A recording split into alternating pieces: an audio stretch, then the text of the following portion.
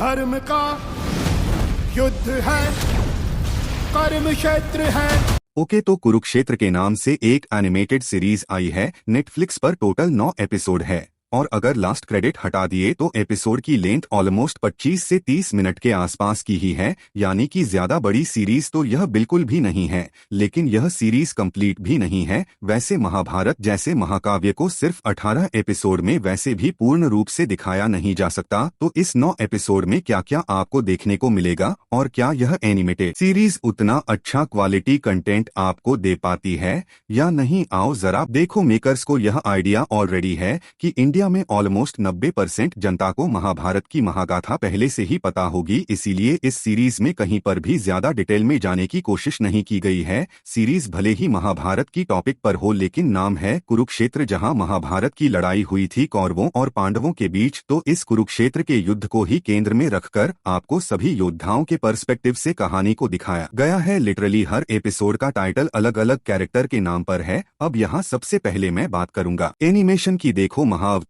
नरसिम्हा के बाद एनिमेशन की डिमांड ऑलरेडी बढ़ चुकी है। महाअवतार में एनिमेशन की क्वालिटी 19-20 होने के बावजूद एंड एनिमेशन में फ्लॉप होने के बावजूद उसकी प्रेजेंटेशन के दम पर वह लोगों के दिलों को छू गई थी। सेम यहाँ भी है, बल्कि मैं तो कहूंगा कि इस सीरीज में एनिमेशन महाअवतार नरसिम्हा से बढ़िया और स्मूथ है। बस सारे कैरेक्टर पता नहीं क्यों एक जैसे ही दिख रहे थे और थोड़ा और फेशियल एक्सप्रेशन पर काम करना चाहिए था। और वह तो भला हो डायलॉग लिखने वालों का कि हर कैरेक्टर को उनके नाम से बुलाया जा रहा है, तब पता चल रहा है कि हाँ यह अर्जुन है, यह कारण है, यह द्रोणाचार्य हैं वगैरह वगैरह। लेकिन इस चीज की कमी पूरी करती है अगेन इसका प्रेजेंटेशन। भाई कहीं पर भी टाइम पास ना करते हुए स्टोरी लाइन काफी अच्छे से फास्ट पेस्ड आगे बढ़ती रहती है। इसमें जितने भी VFX शॉट हैं वह काफी अच्छे हैं। एक जगह जहां श्री कृष्णा अपना विराट रूप दिखा रहे हैं अर्जुन को, वो सीन काफी अच्छा बनाया गया है। और शायद यह सीन भी अगर बड़े पर्दे पर थिएटर में दिखाया जाता तो इस सीन के लिए भी जरूर लोग हाथ जोड़कर खड़े हो जाते। बाकी एक बात तो है कि अगर आपको महाभारत की स्टोरी के बारे में जरा सा भी पता नहीं है,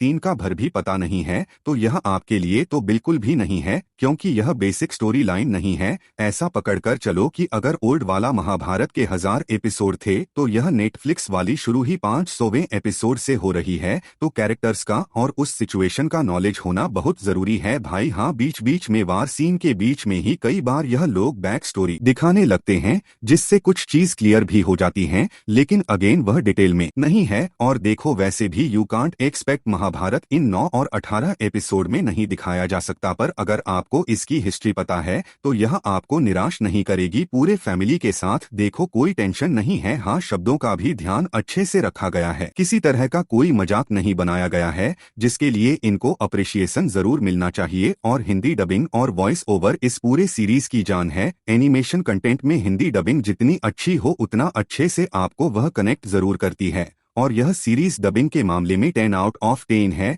लेकिन बाकी ओवरऑल देखते हुए और कुछ फ्लॉस को ध्यान में रखते हुए मेरी तरफ से इस सीरीज को 3 आउट ऑफ 5 स्टार मिलते हैं। अगली वीडियो में आपको और आपके परिवार को हैप्पी दिवाली।